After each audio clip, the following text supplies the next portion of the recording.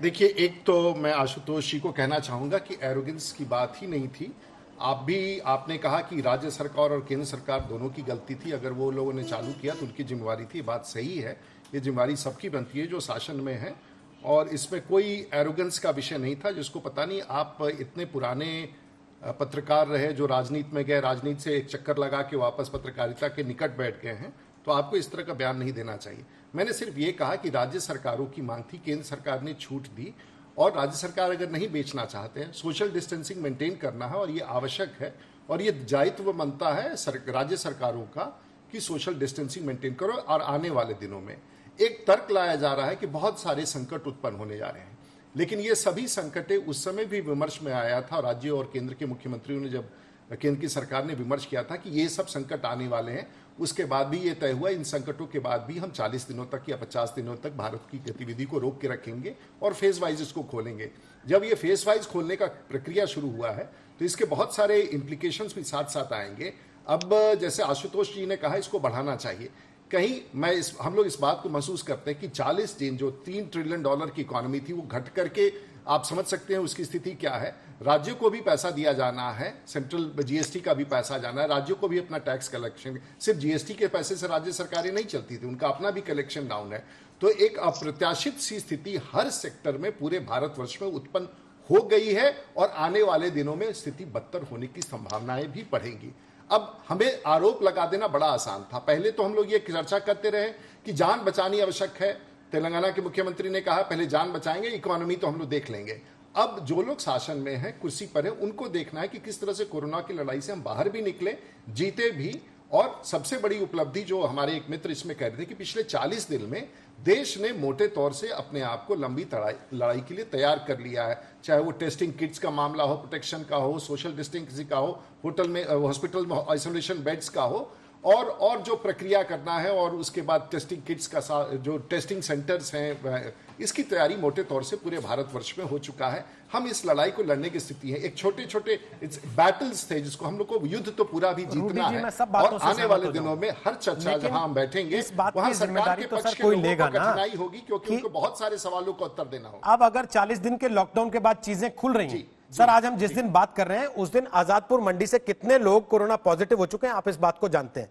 वहां से सब्जी किस किस घर में गई होगी, वो सैनिटाइज होके गई नहीं गई, वो लोग टेस्टिंग के दायरे में हैं कि नहीं है, उन लोगों को क्वारंटीन करके रखा जा सकेगा कि नहीं रखा जा सकेगा, सर इसकी जिम्मेदारी कौन लेगा?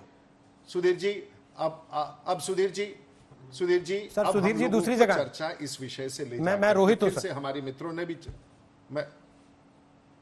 रोहित जी, मैं सिर्फ एक विषय रखना चाहता हूं। एक तरफ हम लोगों ने इसी पैनल्स में, आपके पैनल्स पर आके कहा कि हमें लॉकडाउन की जरूरत है, और इसके बाद की परिस्थितियों में हमें इस दिशा में मूव करना है कि लॉकडाउन हमें खोलना है, क्योंकि देश में जो स्थिति उत्पन्न हो रही है अर्थव्यवस्था की, जिस प्रकार से लोगों के आमदनी कम हो रही है, जिस प्रकार से फैक्ट्रियों का सप्लाई चेन टूटा है, मैन्युफैक्चरिंग का सप्लाई चेन टूटा है, इससे कोरोना से भी बड़ी बीमारी फैल सकती है, वो भूखमरी का फैल सकता है। सरकारें इस बात से अवगत है, और अब हमें डिबेट इस बात को आगे लेके चलना होगा। अगर आप ये मन बना चुके हैं कि हमें लॉकडाउन की स्थिति में रहना है, तो अब कोई तैयार नहीं है। लोग जानते हैं कि पेट का भूख और किसी नहीं, मैं आपकी बात आशुतोष से, जिसको हमें लड़के निकलना है, आपकी बात इसलिए दोनों के बीच में बैलेंस बना के चलना पड़ेगा।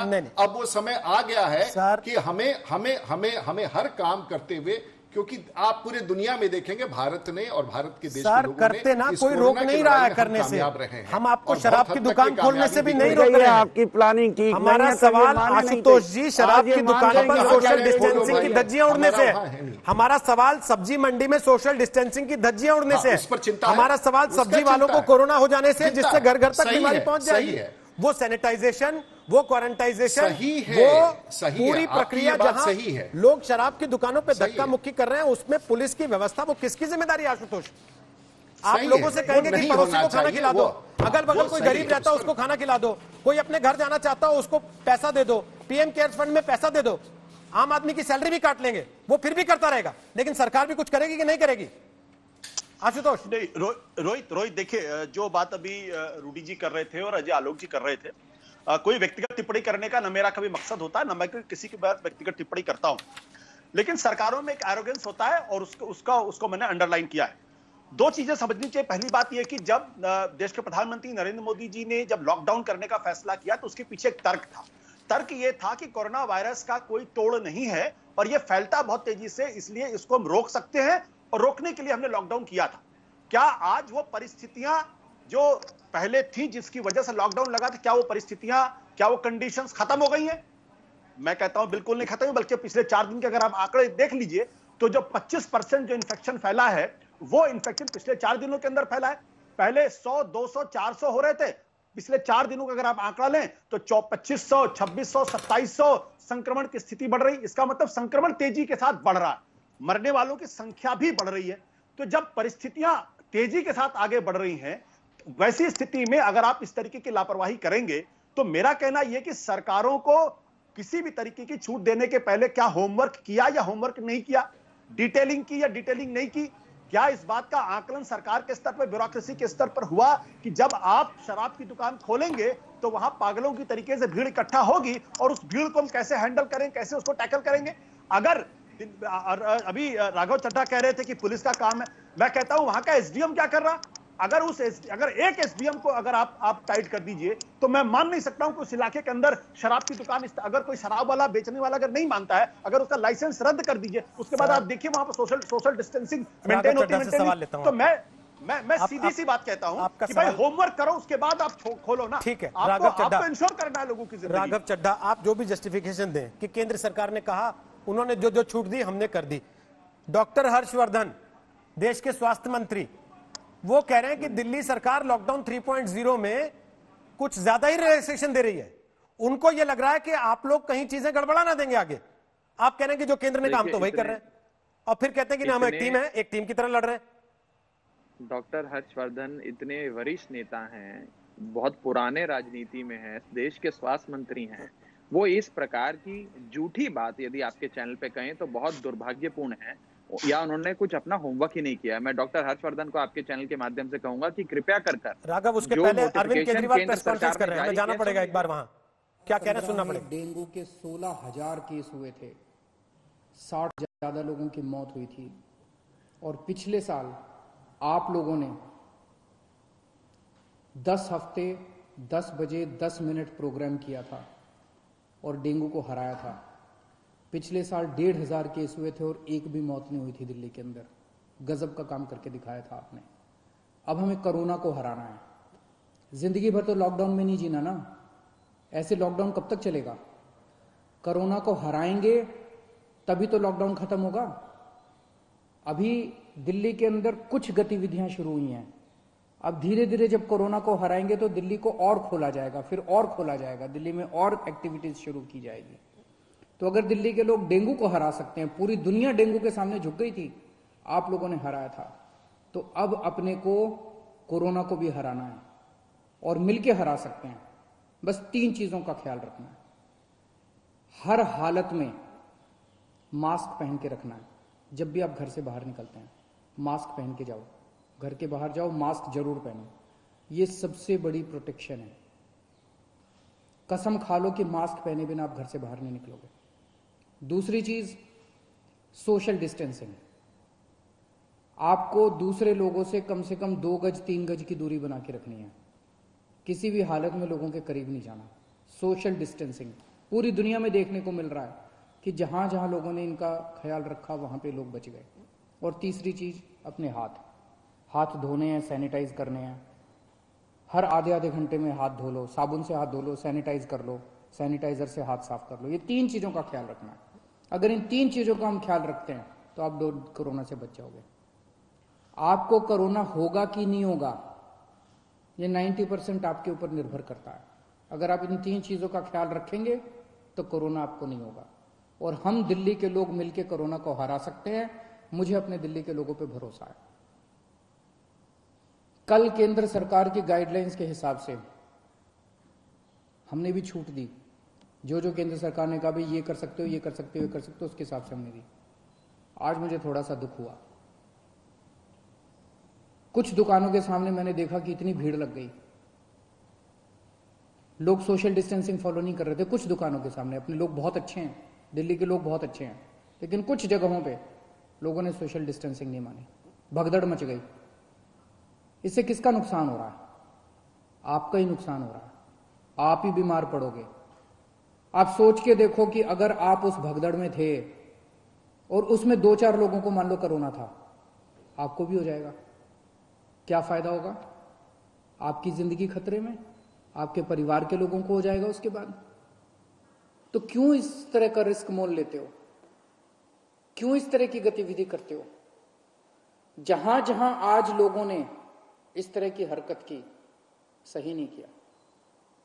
कसम खा लो कि कल से हम इस तरह की हरकत नहीं करेंगे, कल से हम इस तरह की भगदड़ नहीं करेंगे, कल से हम सोशल डिस्टेंसिंग पूरी फॉलो, कल से क्यों, अभी से हम सोशल डिस्टेंसिंग पूरी फॉलो करेंगे, कहीं भगदड़ नहीं करेंगे। ये कोई मैं अपने लिए तो थोड़ी कह रहा हूं, मैं अपने आपके लिए कह रहा हूं, आपकी सेहत के लिए कह रहा हूं, आपकी जिंदगी के लिए कह रहा हूं, आपके परिवार की खुशी के लिए कह रहा हूं, अपने दिल्ली के लोगों के सेहत के लिए कह रहा हूं। और ये कोई बहुत बड़ी बात थोड़ी है, और कोई दुकान बंद नहीं हो रही, कोई ऐसा थोड़ी है कि बस 1 घंटे के अंदर कोई दुकान खुल रही है। दुकानें तो खुली हुई हैं, कल भी खुलेगी, परसों भी खुलेगी। तो इस तरह से भगदड़ करने की क्या जरूरत है? लेकिन अगर कहीं पे अब हमें पता चला कि सोशल डिस्टेंसिंग फॉलो नहीं हो रही, कहीं पे ठीक चीजें नहीं चल रही, तो फिर हमें उस एरिया को सील करना पड़ेगा। फिर जो हमने रियायतें दी हैं वो रियायतें हमें वापस लेनी पड़ेगी। मेरे पास कोई चारा नहीं बचेगा।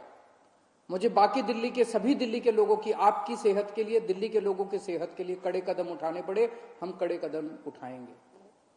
इसीलिए मेरी आप सबसे गुजारिश है कि जो ये रियायतें दी गई है, इन रियायतों के, ये रियायतें इसलिए दी गई है ताकि अब धीरे धीरे हम अपनी दिल्ली को खोलते जाएं, अब गतिविधियां शुरू करते जाएं, अर्थव्यवस्था शुरू होती जाए। अगर हम जिम्मेदार नागरिक बन के काम नहीं करेंगे तो फिर से और कड़ाई करनी पड़ेगी।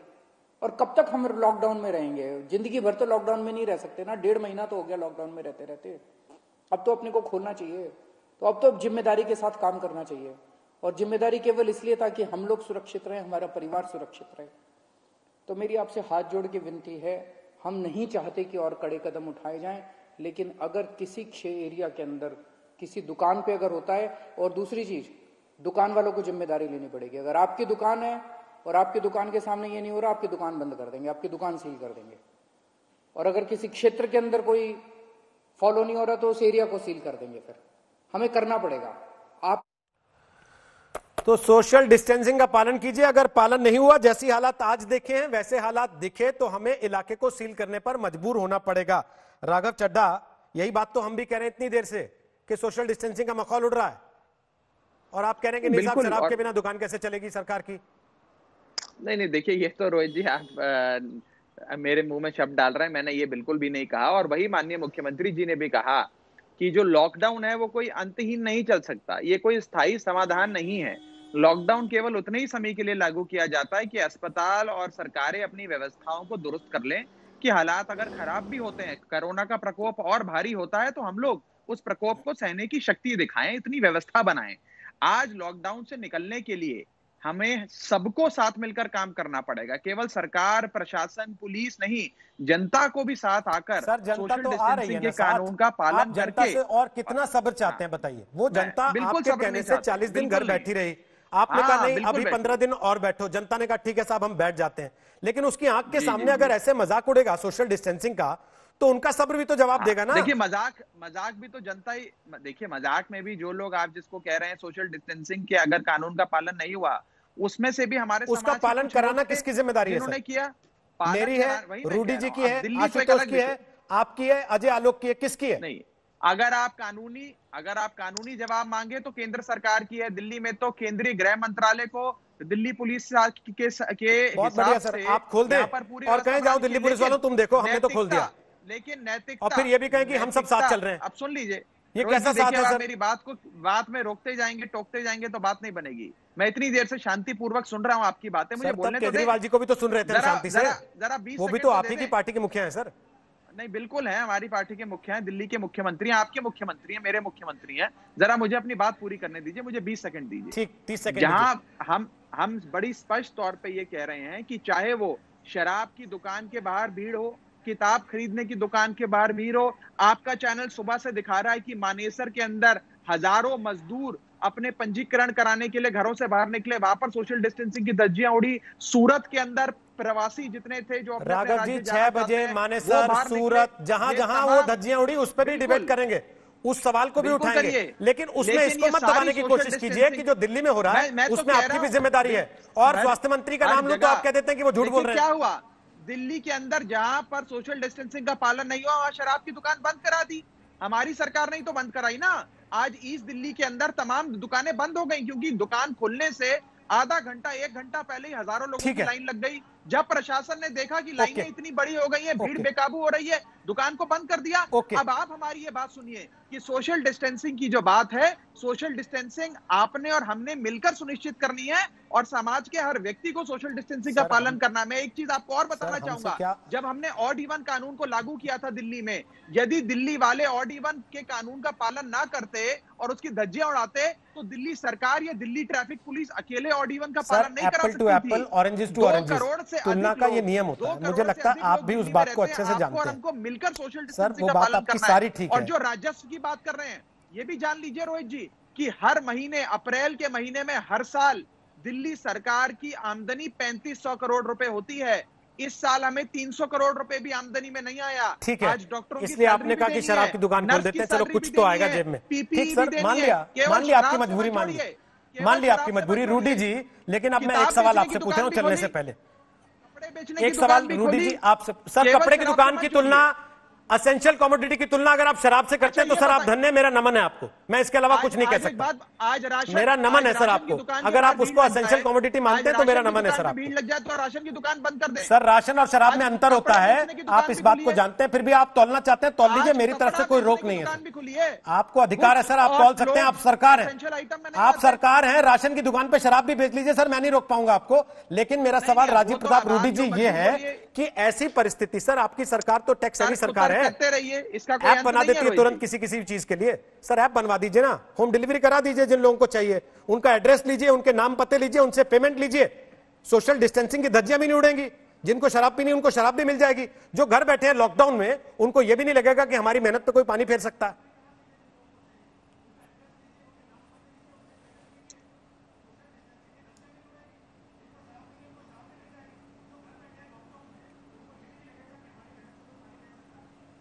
रूडी जी ये सवाल आपसे था सर। हाँ रोहित जी, ये तो आपने, हाँ ये नहीं आपने, मुझे लगता है कि आपका प्रस्ताव बिल्कुल ठीक है। ये आज जो भी घटना हुई ये बिल्कुल स्वीकार्य है, इस पर कड़ाई से कार्रवाई करनी चाहिए थी और ये बड़ी चूक है। जो आप कह रहे हैं उस विषय पर मैं सहमत हूं कि सोशल डिस्टेंसिंग उचित नहीं हुआ।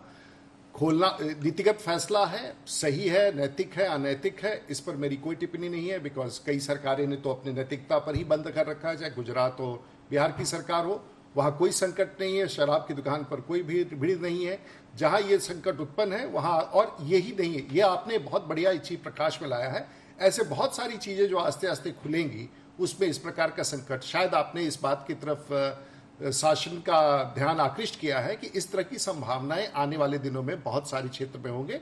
शायद सरकार को और व्यवस्था को इसके प्रति सचेत रहना पड़ेगा। मैं समझता हूं कि आपके इस कार्यक्रम से एक बड़ा टेक अवे हमारे लिए ये है, जो खास करके शासन में है, कि जो भी चीज अगर अनिवार्यता से खुले तो उसमें एक प्रशासनिक व्यवस्था भी साथ साथ हो। शायद मुझे लगता है ये आपका सवाल बहुत ही उचित था। चलिए, कम से कम एक अच्छी बात यह है कि कार्यक्रम जो शुरू हुआ था थोड़ी सी खींचतान के साथ, वो इस बात पर खत्म हो रहा है कि सरकार को यह लगता है कि हाँ ये चिंता का विषय है। अरविंद केजरीवाल बीच में आए लाइव प्रेस कॉन्फ्रेंस में, उन्होंने इस बात को भी स्वीकार किया कि ये चिंता का विषय है और अगर बार बार ऐसा होगा तो सरकार को उन इलाकों को सील करना पड़ेगा, जो रियायतें दी जा रही हैं उनको वापस लेना पड़ेगा।